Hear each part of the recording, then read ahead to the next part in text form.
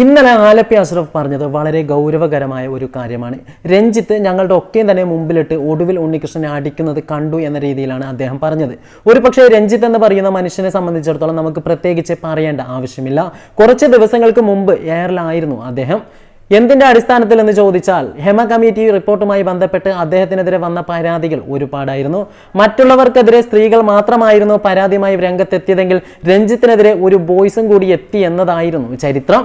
അതിന്റെ അടിസ്ഥാനത്തിൽ അദ്ദേഹത്തിന്റെ ചെയർമാൻ സ്ഥാനം വരെ തെറിക്കുകയും പാർട്ടി അടക്കം എല്ലാവരും തന്നെ അദ്ദേഹത്തെ ഒറ്റപ്പെടുത്തുകയും ചെയ്യുന്നത് നമ്മൾ കണ്ടതാണ്. അതിനു മുമ്പും അദ്ദേഹത്തിന്റെ പലതരത്തിലുള്ള ധാർഷ്ട്യവും അഹങ്കാരവും നിറഞ്ഞ നിലപാടുകൾ നമ്മൾ ശ്രദ്ധിച്ചതാണ്. ഒരു സമയത്ത് അദ്ദേഹം വിമർശകരെ ഉപമിച്ചത് പട്ടികളായിട്ടായിരുന്നു. അത്രയ്ക്കും ധാർഷ്ട്യവും അഹങ്കാരവും അദ്ദേഹത്തിന്റെ വാക്കുകൾ നിറഞ്ഞിരുന്നു എന്നത് പ്രത്യേകിച്ച് പറയേണ്ട ആവശ്യമില്ല. പക്ഷെ അതിനൊക്കെയുമുള്ള അടിയായിട്ടായിരുന്നു അവസാനം അദ്ദേഹം ഒന്നുമല്ലാതായി തീരുന്നതും ജനങ്ങളൊക്കെയും ചേർന്ന് അദ്ദേഹത്തെ എയറിലാക്കിയതും. ഒടുവിൽ ഉണ്ണികൃഷ്ണൻ ആരാണെന്ന് ചോദിച്ചാൽ പ്രത്യേകിച്ച് മലയാളികൾക്ക് പറയേണ്ട ആവശ്യമുണ്ടെന്ന് തോന്നുന്നില്ല. കാരണം അത്രയ്ക്കും നിഷ്കളങ്കനായ മനുഷ്യനായിരുന്നു ശരിക്കും പറഞ്ഞാൽ ഒടുവിൽ ഉണ്ണികൃഷ്ണൻ. സിനിമാ മേഖലയിൽ പ്രവർത്തിക്കുന്ന ആളുകൾക്കൊക്കെ തന്നെ പലപ്പോഴും വിമർശകർ ഉണ്ടായിട്ടുണ്ട്. പക്ഷേ ഒടുവിൽ ഉണ്ണികൃഷ്ണനെ ആരും ഇതുവരെ കുറ്റപ്പെടുത്തുന്നതോ പരിഹസിക്കുന്നതോ ആയി നമ്മൾ കണ്ടിട്ടില്ല. കാരണം മലയാള സിനിമ ഒന്നടങ്കം അദ്ദേഹത്തെ ബഹുമാനിക്കുകയും ഇഷ്ടപ്പെടുകയും ചെയ്തിരുന്നു. കാരണം മലയാളികൾക്ക് ഇഷ്ടപ്പെടുന്ന മലയാള സിനിമയിലെ അച്ഛൻ എന്ന ലേബലിൽ അദ്ദേഹത്തെ നമ്മൾ ഒരുപാട് തവണ കണ്ടതാണ്. എന്തുതന്നെയായാലും ആലപ്പി അഷ്റഫ് ഇന്നലെ പറഞ്ഞ വാക്കുകൾ ഇങ്ങനെ: ഒരിക്കൽ നമ്മുടെ യശശരീരനായ ഒടുവിൽ ഉണ്ണികൃഷ്ണൻ അദ്ദേഹം രഞ്ജിത്തിനോട് എന്തോ ഒരു തമാശ പറഞ്ഞു. മദ്യപിച്ച് അഹങ്കാരം തലയ്ക്ക് പിടിച്ചു നിന്നിരുന്ന രഞ്ജിത്തിന് ആ തമാശ ഇഷ്ടപ്പെട്ടില്ല. അദ്ദേഹം ഉടൻ ആ വയോവൃദ്ധന്റെ ചെവിക്കല്ല് നോക്കി ഒരൊറ്റ അടിയാണ് അടിക്കുന്നത്. ആ അടി കൊണ്ട് ഒടുവിൽ ഉണ്ണികൃഷ്ണൻ കറങ്ങി നിലത്ത് വീഴുകയാണ്. നിരവധി രോഗങ്ങൾക്ക് മരുന്ന് കഴിക്കുന്ന ആരോഗ്യമില്ലാത്ത ഒടുവിൽ ഉണ്ണികൃഷ്ണൻ അദ്ദേഹത്തെ എല്ലാവരും കൂടി പിടിച്ചെഴുന്നേൽപ്പിക്കുമ്പോൾ അദ്ദേഹത്തിന്റെ കണ്ണ് കാണാൻ പറ്റാതെ നിൽക്കുന്ന അവസ്ഥയിൽ അദ്ദേഹം നിറകണ്ണുകളോടെ നിൽക്കുന്നു. അത് എല്ലാവർക്കും വലിയ ഷോക്കായി പോയി. രഞ്ജിത്തിന്റെ ഈ പ്രവൃത്തിയോട് പലരും എതിർപ്പ് പ്രകടിപ്പിച്ചെങ്കിലും രഞ്ജിത്ത് അതൊന്നും മൈൻഡ് ചെയ്തില്ല. ഒടുവിൽ ഉണ്ണികൃഷ്ണൻ തനിക്കേറ്റ അടിയുടെ ആഘാതത്തിൽ അദ്ദേഹം മാനസികമായിട്ടും തകർന്നുപോയി. അദ്ദേഹത്തിന്റെ പിന്നീടുള്ള ഓരോ ദിവസങ്ങളും ഞാൻ ശ്രദ്ധിച്ചിരുന്നു. കളിയും ചിരിയും എല്ലാം മാഞ്ഞിരുന്നു. ആകെ ഒരു മ്ലാനതയിലായിരുന്നു അദ്ദേഹം ഉണ്ടായിരുന്നത്. ഈ അടിയോടൊപ്പം അദ്ദേഹത്തിന്റെ ഹൃദയവും തകർന്നുപോയി. ഒടുവിലാന്റെ കളിയും ചിരികളും എല്ലാം മാഞ്ഞു.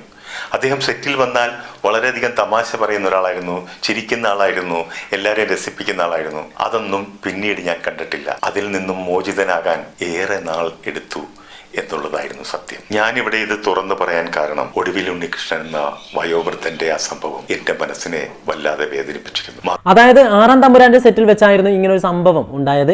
ആ സാഹചര്യത്തിൽ അവിടെ ഒരുപാട് ആളുകൾ നോക്കി നിൽക്കുകയും അവസാനം ഇടികൊണ്ട് നിലത്തേക്ക് വീണ അദ്ദേഹത്തെ എല്ലാവരും ചേർന്ന് പൊക്കിയെടുക്കുകയും ചെയ്യുന്നു.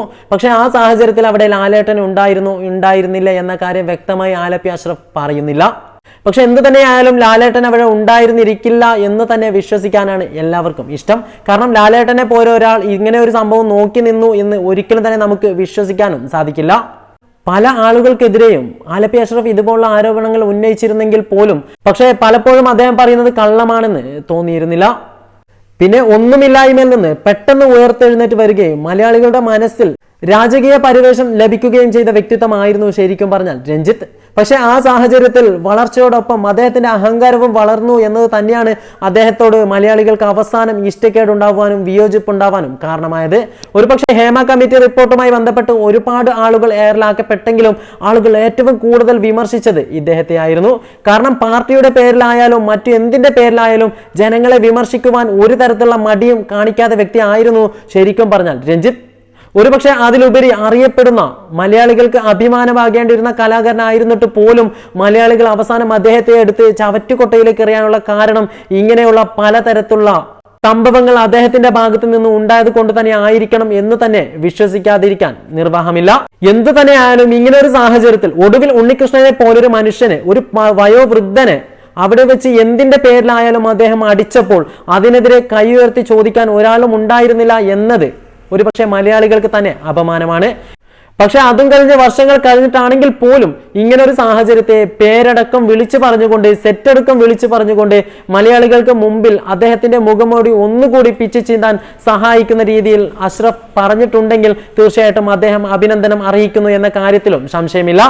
എന്തു തന്നെയായാലും ഇതിനെക്കുറിച്ച് ഒരു വിശദീകരണം രഞ്ജിത്തിന്റെ ഭാഗത്തു നിന്നോ അതല്ലെങ്കിൽ മറ്റാരുടെ ഭാഗത്തു നിന്നോ ഇതുവരെയും ഉണ്ടായിട്ടില്ല. അഹങ്കാരം മനുഷ്യനെ ഒന്നുമല്ലാതാക്കി തീർക്കും എന്നതിന്റെ ഉദാഹരണം തന്നെയാണ് അദ്ദേഹത്തിന്റെ ജീവിതം, രഞ്ജിത്തിന്റെ ജീവിതം എന്ന് പലപ്പോഴും തോന്നിപ്പോയിട്ടുണ്ട്. അതൊക്കെയും തന്നെ യാഥാർത്ഥ്യമാക്കുന്ന രീതിയിൽ തന്നെയാണ് പലപ്പോഴും അദ്ദേഹത്തിന്റെ പ്രവൃത്തികളെ കുറിച്ച് പല ആളുകളും പറയുന്നതും.